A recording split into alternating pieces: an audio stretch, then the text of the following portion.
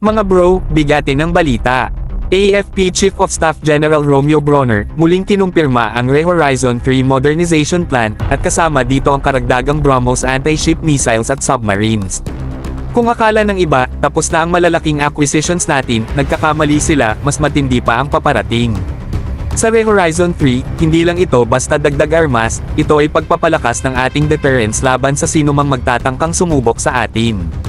Maliban sa Philippine Navy, may sarili ring missile systems ang Philippine Army at Philippine Marine Corps, land-based missile system at shore-based anti-ship missile system acquisition projects. Mga bro, ito na ang simula ng ating tunay na missile force. Ang BrahMos missiles, proven na at walang tatalo pagdating sa supersonic speed at precision strikes. Isang ganitong missile lang, bagsak agad ang target bago pa makareact. At kung BrahMos lang din ang pag-uusapan, hindi lang tayo limitado sa coastal defense, may potential din ito bilang land attack weapon. At eto pa, submarines on the way na rin. Alam naman natin na originally, kasama ito sa Horizon 2, pero ngayon ay Re-Horizon 3 na ang target timeline. Tuloy pa rin ang labanan ng tatlong malalaking kumpanya, Hanwha Ocean, Naval Group, at Navantia. Kung alin man ang mapili, siguradong game changer ito sa naval power natin.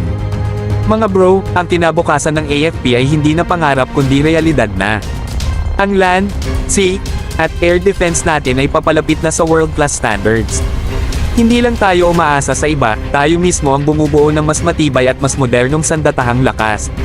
Mas maraming missile, mas malakas ang depensa, at pag dumating na ang submarines natin, mas mabangis na tayo sa dagat.